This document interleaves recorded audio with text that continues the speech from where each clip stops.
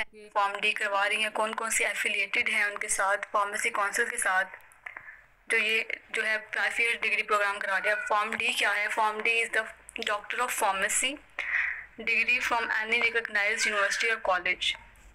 Form D doctor of pharmacy degree from Pakistan pharmacy council के जो भी एफएससी के बाद जो है डिग्री इस फॉर्म डी डिग्री में जाता है तो उसके पास जो है डिग्री होनी चाहिए from Pakistan pharmacy council PPC से, रिकग्नाइज्ड यूनिवर्सिटी कॉलेज से वो पढ़ा हुआ हो। उसके बाद रजिस्ट्रेशन सर्टिफिकेट हो फ्रॉम प्रोविंशियल काउंसिल से, और जो प्रोविंशियल काउंसिल होती है वो एंटर करती है उस फार्मासिस्ट का नाम रजिस्टर ए में। अब हम अक्सर सुनते हैं कि लोग कहते हैं कि कैटेगरी ए, तो कैटेगरी ए वो होता है कि फार्मासिस्ट को रजिस्टर ए में रजिस्टर्ड किया जाता है प्रोविंशियल काउंसिल की तरफ से, इसलिए हम उसे कहते हैं कैटेगरी ए, और रजिस्टर ए सेम है। लेकिन जब हम बात करते हैं कैटेगरी बी की, तो कैटेगरी बी वो डिप्लोमा होता है 2 इयर्स का, जिसको प्रोविंशियल काउंसिल एंटर करती है, रजिस्टर करती है रजिस्टर बी में। तो फार्मासिस्ट 5 ईयर्स डिग्री प्रोग्राम है, जबकि जो हम कहते हैं फार्मेसी टेक्नीशियंस जो असिस्टेंट फार्मासिस्ट होते हैं वो 2 इयर्स डिप्लोमा प्रोग्राम है।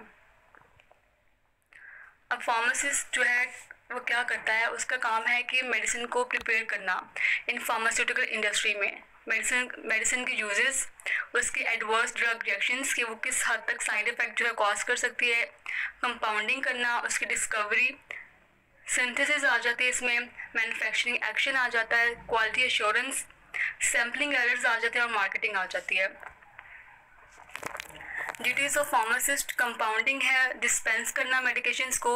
जब भी हमारे पास कम्युनिटी फार्मेसी में या रिटेल फार्मेसी पे कोई भी पेशेंट आता है, कोई भी हमारे पास जो है आता है लेमैन, वो आकर हमें प्रिस्क्रिप्शन देता है तो हम उसके अकॉर्डिंग उसको मेडिसिन डिस्पेंस कर देते हैं। Modern services related to health care including clinical services आ जाती हैं इसमें।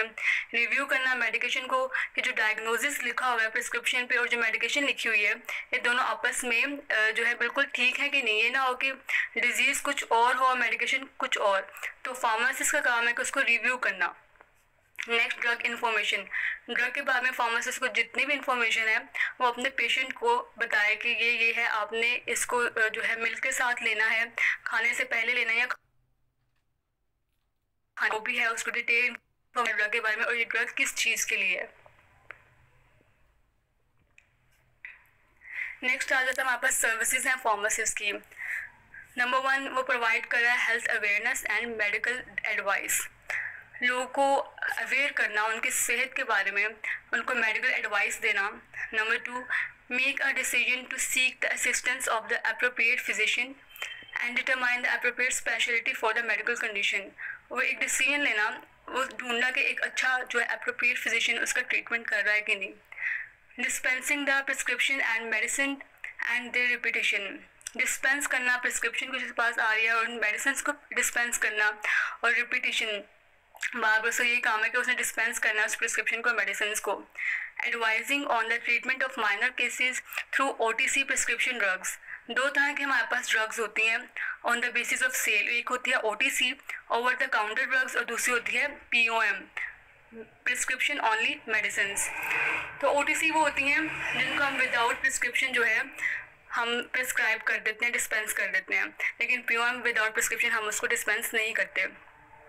तो उनके बारे में जो माइनर केसेस हैं, हेडेक है, फीवर है, फ्लू, तो उनके बारे में भी पेशेंट्स को एडवाइस करना ये भी फार्मासिस्ट की सर्विस में आता है। डिस्पोज ऑफ अनवांटेड और out of date medications.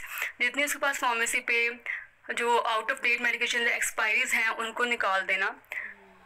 Insurance of medical supplies, जो सप्लाई कर रहा है मेडिसिन अपने किसी भी स्टोर पे, फार्मेसी पे, तो उसको इंश्योर करवाना कि उसकी क्वालिटी अच्छी है, कि वो एक्सपायर्ड नहीं है और वो जो है हम बहुत अच्छी जो है ना उसकी क्वालिटी हम आपको मुहैया कर रहे हैं। नंबर 7 है monitor blood pressure, sugar and weight. जो ब्लड प्रेशर है उसका मोनीटर करना, शुगर टेस्ट करवाना, वेट मेजर करना। Helping to stop smoking and lose weight. लोगों को मदद करना कि वो स्मोकिंग को छोड़ दे और अपना वेट जो है उसको लूज करने में हेल्प करता है, उसमें उसको गाइड करता है इस बारे में। Explain everything you need to know about the medicine, how to take it right. वो उसका काम है फार्मासिस्ट का कि उनको बताए कि किस तरह से आपने मेडिसिन लेनी है। How to take it right कि आपने किस तरह से सही तरीके से लेनी है। Provide information about the side effects of medications, और हमारे पास जो मेडिकेशंस हम ले रहे हैं उसके बारे में इंफॉर्मेशन प्रोवाइड करना कि इसको हमने सुबह दोपहर शाम ले रहे हैं, इसको पानी के साथ ले रहे हैं, खाली पेट ले रहे हैं। नेक्स्ट आ जाता है career prospects and jobs. Pharmacist के लिहाज से अब फार्मासिस्ट का जो ग्रेड होता है गवर्नमेंट में वो 17 ग्रेड पे वो हायर होता है। वो जॉब कर सकता है एज अ कम्युनिटी या रिटेल फार्मेसी पे, जो हम अक्सर हम अपने इर्द गिर्द देखते हैं फार्मेसीज़ हैं, तो वो उसको हम कम्युनिटी फार्मेसी कहते हैं या फिर रिटेल फार्मेसी कहते हैं। नंबर 2 पे है public and private hospitals. Public या प्राइवेट हॉस्पिटल्स में वो जॉब कर सकता है एज एन हॉस्पिटल फार्मासिस्ट के तौर पर। क्लिनिकल फार्मासिस्ट किसी हॉस्पिटल में एज अ क्लिनिकल फार्मासिस्ट वो जॉब कर सकता है। उसका बहुत ज़्यादा रोल है सेल्स एंड मार्केटिंग में, जैसे मेडिकल रिप्रेजेंटेटिव्स होते हैं जो कि सेल्स भी करते हैं और मार्केटिंग भी करते हैं। उनका क्या काम है कि जस्ट जो है अपने डॉक्टर्स को कन्विंस करना कि वो उनकी मेडिसिन जो है ये सेल आउट करें। Research and development, R&D development है, इसमें फार्मासिस्ट का रोल है कि न्यू मेडिसिन पे रिसर्च करता है और जो हमारे पास पुरानी मेडिसिन पड़ी हुई हैं उनमें और मज़ीद जो है रिसर्च करके उसको और बेहतर बनाता है। इंडस्ट्रियल फार्मासिस्ट जो फार्मास्यूटिकल इंडस्ट्रीज़ में काम कर रहे हैं उनको हम इंडस्ट्रियल फार्मासिस्ट कहते हैं। अब इंडस्ट्रियल फार्मेसी जो फार्मास्यूटिकल इंडस्ट्री जो होती है उसके डिफरेंट डिपार्टमेंट्स होते हैं। नंबर 1 इस प्रोडक्शन डिपार्टमेंट, जहाँ पर मेडिसिन, टैबलेट्स, कैप्सूल जो हैं उनकी प्रोडक्शन हो रही होती है। फिर दूसरा डिपार्टमेंट होता है क्वालिटी कंट्रोल डिपार्टमेंट। जब एक बैच कंप्लीट हो गया मेडिसिन का 1 लाख 2 लाख का बैच, तो उसके ऊपर क्वालिटी कंट्रोल टेस्ट परफॉर्म किए जाते हैं। फिर क्यू क्या होता है, क्वालिटी एश्योरेंस। फिर R&D डिपार्टमेंट होता है एंड वेयर हाउस जहाँ पर आपने सारी मेडिसिन तैयार कर ली इंडस्ट्री में तो उसको एक वेयर हाउस में रख दिया जाता है, रॉ मटेरियल को भी और जो हमने फिनिश प्रोडक्ट होता है उसको भी, ताकि हम इसको मार्केट कर सकें। फार्मासिस्ट जॉब कर सकता है एज अ लेक्चरर, PhD करके, MPhil करके, as a forensic pharmacist, forensic pharmacy में काम करके ड्रग इंस्पेक्टर वो कैसे कर सकता है, PPSC का एग्ज़ाम देकर अगर वो क्लियर हो जाता है तो गवर्नमेंट जॉब कर सकता है, तो उसमें वो ड्रग इंस्पेक्टर भी लग सकता है। ड्रग कंट्रोलर्स में जॉब कर सकता है, ड्रग कोर्ट्स में एंड फार्मेसी काउंसिल में। गवर्नमेंट जॉब के लिए नेसेसरी है कि आप पंजाब पब्लिक सर्विस कमीशन का टेस्ट दे PPSC का, अगर आप ये क्लियर कर लेते हैं तो आपकी गवर्नमेंट जॉब स्टार्ट हो जाती है। और गवर्नमेंट जॉब स्टार्ट होती है तो इसमें 17 ग्रेड का है, तो इसमें आपको पे भी, सैलरी भी काफ़ी अच्छी मिल जाती है। अब जो फार्मेसी जो है करवा रहे हैं गवर्नमेंट सेक्टर्स हैं पंजाब में, नंबर 1 है university of the Punjab Lahore, Quaid-e-Azam university Islamabad, university of veterinary and animal sciences Lahore MD CAT इसके लिए नेसेसरी होता है। Government college university Faisalabad, university of agriculture Faisalabad, इसके लिए UF जो है अपना टेस्ट लेती है। University of Sargodha Bahauddin Zakariya university है मुल्तान में। The Islamia university Bahawalpur MD CAT जो है इसके लिए भी नेसेसरी होता है।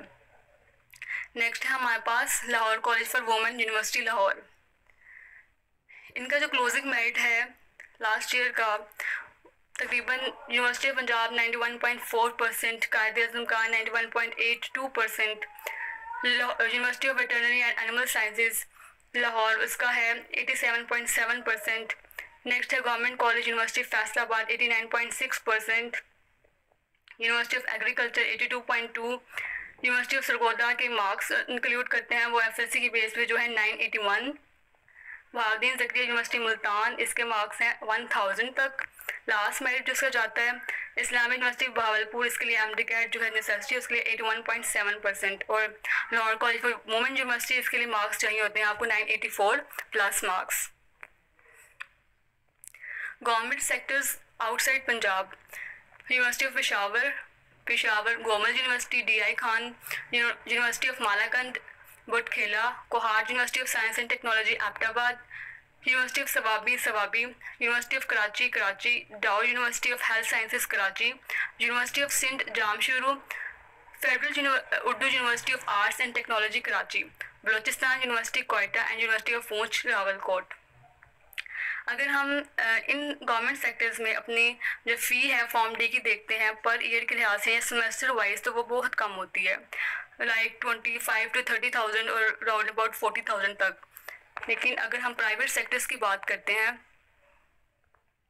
पंजाब में, तो उनकी जो पर ईयर या फिर आप कह सकते हैं पर सेमेस्टर जो फ़ी है वो वेरी कर रही है 1 लाख to 2 लाख तक, ठीक है। तो प्राइवेट सेक्टर में जस्ट आपको 60% से अबव मार्क्स चाहिए होते हैं, आपको एडमिशन मिल जाता है। लेकिन गवर्नमेंट सेक्टर में एक मेरिट होता है, उस मेरिट के बेस पर आपको एडमिशन मिलता है।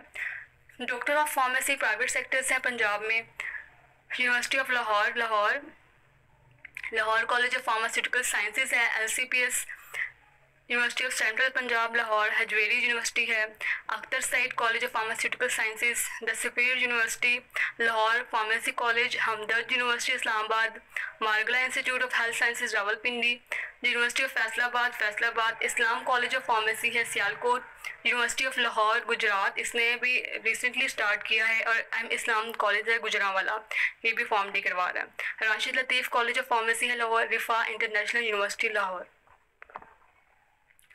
जो प्राइवेट सेक्टर्स हैं पंजाब से बाहर वो हैं Sarhad university of science and information technology Peshawar, women institute of learning Abbottabad, Abasyn university Peshawar, Baqai medical university Karachi, Jinnah university for women Karachi, Ziauddin university Karachi, Jinnah medical and dental college Karachi, Mohiuddin institute of pharmaceutical sciences Mirpur, Akson college of pharmacy Mirpur. ये तो रहे उन इंस्टीट्यूट्स के नाम वगैरह। अब लोग कहते हैं कि हम फार्मेसी भी कर लेते हैं, तो MBBS से जो है एडमिशन नहीं होता, जिनका BDS में नहीं होता, तो वो लोग फिर नेक्स्ट फील्ड चूज़ करते हैं DPT वेटरनरी फॉर्म डी।